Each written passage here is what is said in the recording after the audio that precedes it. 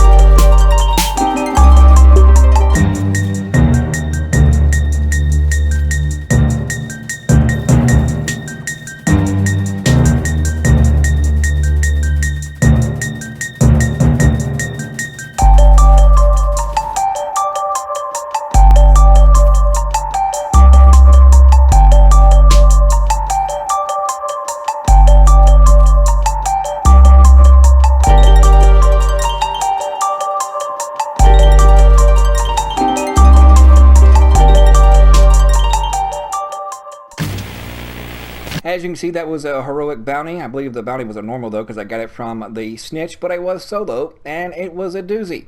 But it was easy peasy with this build. And now I have two variations of this build as well, that I will be showing and demonstrating for different purposes and reasonings behind it. Now, I'm going with the 4-piece tip of the spear, 1 piece of China Light, as you can see, with skill haste and skill damage, and that 1 piece gives me 15% explosive damage.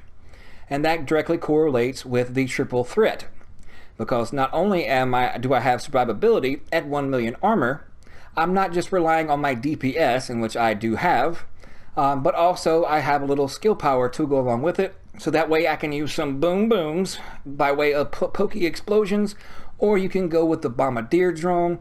You can even go with the likes of the mortar turret, as you can see there. So whatever skills go boom, then all you have to do is add 1 China Light in any piece here. And also, you are a support for your teammates by way of using the tardigrade exotic chest piece. Now, I wish that you could actually put different things as far as into the attribute slots, because that would be really, really nice. So the devs should look into maybe 2 out of the 3 on the exotic gear pieces be set attributes and core attributes, but allow you to at least re-roll one thing, either be like the mod slot, the blue, into a red or yellow, or one of the minor attributes where I have explosive resistance and armor regen into something else, either red or yellow there. But if you do not know, the tardigrade chest piece says, whenever you or an ally's armor breaks, they gain 80% of your armor. So I have 1 mil, so they get 800k. And that's for 10 seconds. Cooldown is 45 seconds. But killing an enemy with your specialization weapon, my grenade launcher, removes this cooldown for all allies. So if you've seen in the other tardigrade spear build, that every time you can just kill an NPC and pretty much proc the chest piece and give them 800k armor like every second or two. It just depends on how much ammo you have and if there's any NPCs available, so that way if you do have like people that are using the bulwark and shield and DPSing it and just going all face tanky, then this is going to help them out tremendously. If you're waiting for your specialization ammo to regenerate, and you get 2 every 60 seconds, and a portion of it drops multiple from NPCs as well, so basically you never go without specialization ammo. But if you are waiting, and let's say you're getting pushed and you're all by your lonesome, you can drop 15% explosive damage. And then I have more skill damage by 8.5% on those gloves as well. So that puts the pokey explosions to 1.3 mil. Also, if you do not know, the 4 pieces of tip of the spear gives you 10% signature weapon damage. It gives you 10% weapon damage, and of course the aggressive recon, dealing damage with a signature weapon, increases total weapon damage by 20%. So I get additional 20% where I'm missing out like on a chest piece talent that gives me additional weapon damage. I gain that right here in the 4 piece. And now I have weapon damage, critical hit chance, and critical hit damage on my attributes and in the mod slot. Now onto the backpack, weapon damage, crit chance, crit damage, and of course the signature moves on the backpack increase signature weapon damage by 20% and double the amount of signature weapon ammo generated by aggressive recon. Now you can forego the chest piece if you wanted to, and some have mentioned, well, why don't you just go with an Unbreakable? Well, Unbreakable, there's no way more or less to cancel its cooldown like you can with a tardigrade, and it's every 60 seconds on a cooldown, and they get 95% armor. So they do get a little bit more armor, but they can't proc it nearly as fast when you synergize the tardigrade chest piece with tip of the spear. Now I do have another variation of this that I'm going to demonstrate and show you now as soon as I find it and come across of it. Here we go. Now this is another version. Now this is more of a skill DPS side version of it. You still can dish out tons of weapon damage. It's the same as the other version using the tardigrade, except for here I'm utilizing the chest piece. The chest piece gives you specialized destruction, increases aggressive recon from 20% to 40%, so you get an additional 20% weapon damage. So add 40% to what you already have, and like I said, you can still do tons of DPS, even more than the previous version. You're just lacking the support to give your teammates, but you're still doing the same amount of weapon damage and skill damage because you're still utilizing those China-like gloves. Now, instead of the mask, I went with this holster, which is not all that great, but at least it had a minimal amount of skill damage on it, and I was able, as you see, to re-roll the weapon damage to a skill tier. So by utilizing one piece out summit, as you can see my mask with skill tier, repair skills, skill damage, and a mod slot with plus 20% repair skills, and that one piece gives me an additional 20% repair skills. So this one piece alone gives me 56.6% repair skills just on this mask alone. So instead of going like with the Revive Hive, and though I'm not using the tardigrade to give my teammates that bonus armor, but let's just say, for instance, I'm out of specialization ammo, I can't kill the cooldown from tardigrade, and if you don't want to be put in that situation, then you can go this route to where one chem heals me completely. And also, you can dish out tons of health to your teammates just by shooting them with your chem. And then it makes also your cluster or anything that goes boom other skill a little stronger. My other one was 1.3, this is 1.544. So it all depends on your personal preference. Now I'm comfortable going with this 3-in-3 version, But if you want to forego the whole DPS side of anything, then you can change these reds to yellow. But it has been my experience that it is very, very hard, as you can see by the way of this holster here, to get a yellow attribute and the tip of the spear gear set. Now, you might have better RNG than I have, and I'm still looking, but if I can find more that have a yellow attribute on them, and yes, a higher percentage than what you see on the screen at 4.9% of skill damage, skill haste, anything on that version, so that way I can roll weapon damage off of it and put on a skill tier, then you can turn this into basically a specialization skill build hybrid. The only setback is the chest piece and backpack have an offensive mod slot. So it's more or less already steering you to be more or less a DPS slash, whatever, because it automatically comes with a red core attribute and a red offensive mod slot.